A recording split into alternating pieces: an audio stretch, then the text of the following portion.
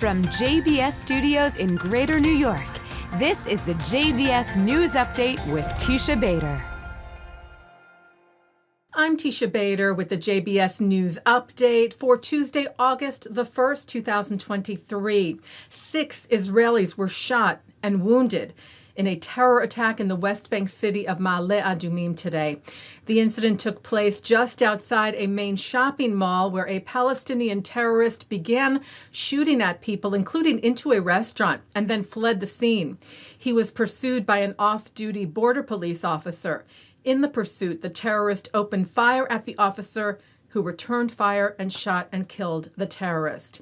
The injured were taken to the hospital. According to Magen David Adom paramedics, one, a man in his 40s, is in serious condition.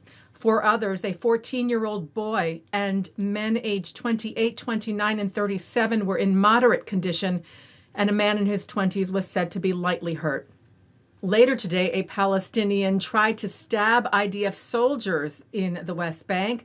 The IDF said an officer and a soldier identified a suspect at the Eshtamoa intersection and stopped to question him. The terrorist then tried to stab them. The soldier neutralized the terrorist. Well, a shooting yesterday outside a Jewish school in Memphis, Tennessee, seems to have been motivated by a personal issue and not by anti-Semitism. The shooting suspect is Jewish and said to be in his 40s and a former student of the school, Margolin Hebrew Academy.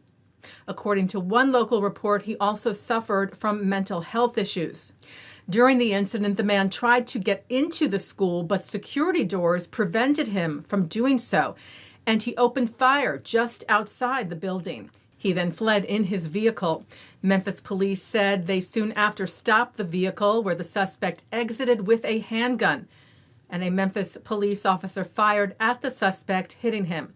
The suspect was said to be in critical condition with no further information confirmed at this point. An investigation is ongoing. Israel's Foreign Minister Eli Cohen met with former U.S. Ambassador to Israel Dan Shapiro about the Abraham Accords and expanding normalization agreements. Shapiro now serves as the senior advisor to the Secretary of State on the issue of the accords, the signing of which Cohen called the most significant move for the benefit of the region in the last 20 years. Cohen said the United States and the Biden administration today are the main factor in favor of the continued expansion and deepening of relations with the existing partners and with new partners such as Saudi Arabia, saying he and Shapiro agreed to coordinate and cooperate on increasing the circle of peace. This past Friday, the city of Warsaw adopted the IHRA definition of anti-Semitism, which includes criticism of Israel beyond the norm. Israel's ambassador to Poland, Dr. Yaakov Livne, said the definition is intended to help deal with the new anti-Semitism characterized by increased violence, more extreme activity, and the worsening of anti-Israel expressions. The American Jewish Committee said the adoption is a direct result of cooperation between its Central Europe office, city authorities, and other partners.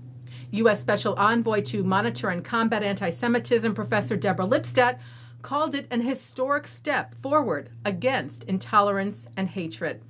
The government of Poland adopted the IHRA definition back in 2021.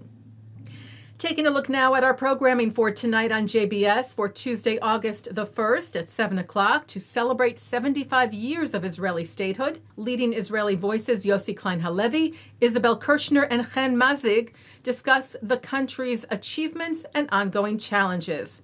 At 8, Israel's President Isaac Herzog discusses his recent meetings in Washington, D.C., current events, the importance of the U.S.-Israel relationship, and more with CNN analyst Bianna Golodryga.